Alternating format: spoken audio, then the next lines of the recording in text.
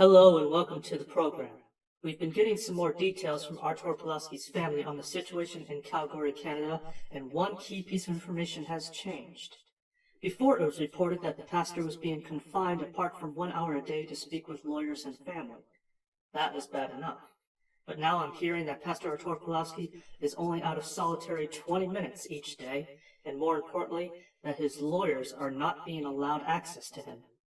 Instead, the lawyers are being promised that their messages will be forwarded to the pastor, which David Pawlowski, his brother, doesn't find very likely due to the antagonism of the pastor's captors. Artur Pawlowski is scheduled to have a bail hearing tomorrow, this coming Wednesday, after a week in jail, dragged from his home for speaking with the Freedom Truckers. Unfortunately, David Pawlowski expressed that he doesn't expect favor from the judge his brother is due to come before. One point I failed to highlight well enough last time is that Calgary is attempting to scapegoat Pastor Artur Pawlowski as the star provocateur for the trucker rallies and lay all responsibility at his feet. The pastor's captors have gone to great lengths to remove him from his support base, but we are also hearing news that the other prisoners inside are keeping him informed of what is going on outside, likely after having received his ministry in the past. Last time we were told about a confiscated Bible, and now we're hearing that it was ripped up as soon as it was taken.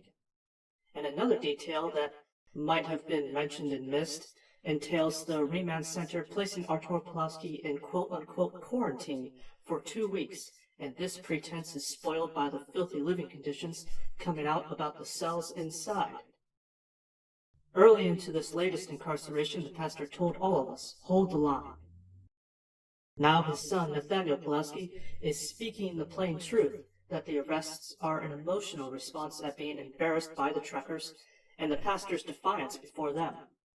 And Nathaniel is saying that the police chief and other culpable officers have not thought the arrests through, though, of course, now they're committed.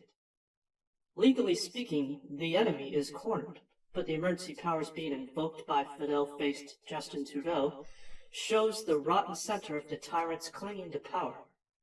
I'm including a link to a Yelling at Parked Cars segment, which represents my understanding of the subtle legalities that Justin Trudeau is running roughshod over and will have to be called to account for on top of all the other foregoing infringements on Canadian citizens' life and liberty. And I, for one, will be bitterly disappointed if the Canadian people settle for Fidel Face and the rest, simply stepping down from their positions.